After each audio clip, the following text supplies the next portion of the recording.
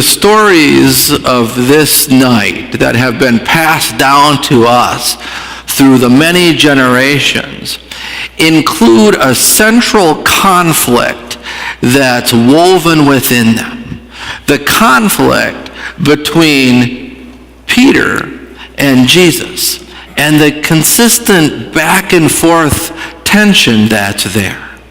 To really understand the spiritual implications of this, I think it's best if we let those two guys just get inside our heads. Just let them get inside of us and realize that this story isn't so much about two individuals who lived a long time ago in a faraway place, but it's a story about the tension that we carry within us.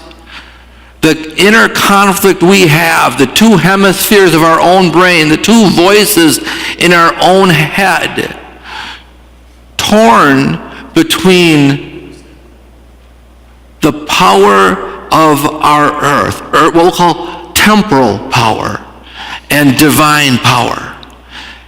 And we separate them and engage in this tension. And it's worth noting that these two guys, Peter and Jesus, loved each other very much. They loved each other very much, in spite of the fact that they always seemed to see things from different perspectives.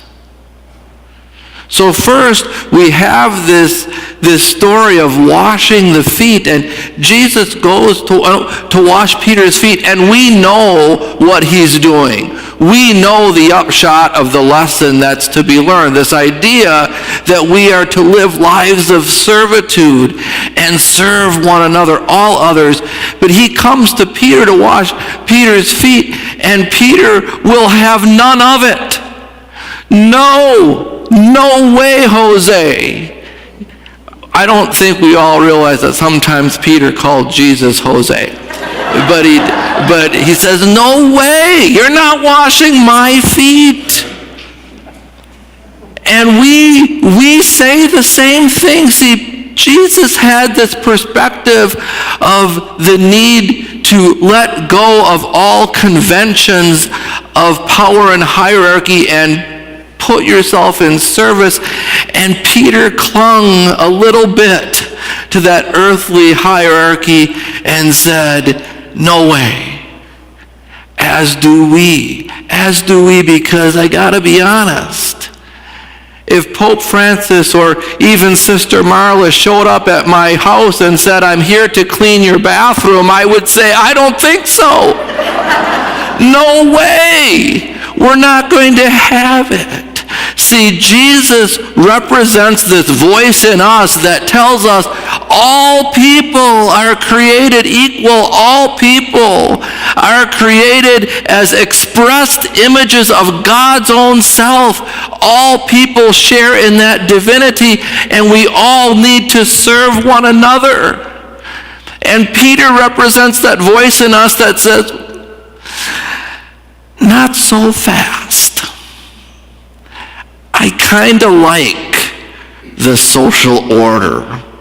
I like the organization of things a little bit, and I'm not sure I want to give all of that up. So Peter kind of calls out the ego within us a little bit.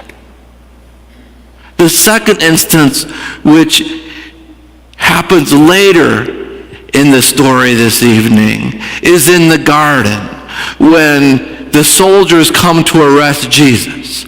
And Jesus stands steadfast in his faith. He just stands in his faith, representing that part of us that wants to be true to everything we believe in. And Peter comes packing. He draws a sword. The fear within him induces the fight or flight response, and if Jesus isn't taking the path of flight, Peter's taking the path of fight. So he draws his sword ready to go, and of course Jesus says, put it back. Put it back. And he stands in his faith, come what may. So Jesus is representing this voice in us that says, believe. Don't just think it or say it, but really believe. Put your faith in kindness and compassion and love and mercy. Don't put your faith in fighting and arguing and violence. And Peter represents that part of us that can't quite enter into that faith and succumbs to fear. And we feel the fear. And we have that in us, and we live with this tension. Divine power that we're called to be part of, that we're created into, and temporal power that we really kind of want to carry onto ourselves. Excuse me. So to help us reconcile this, on this same night,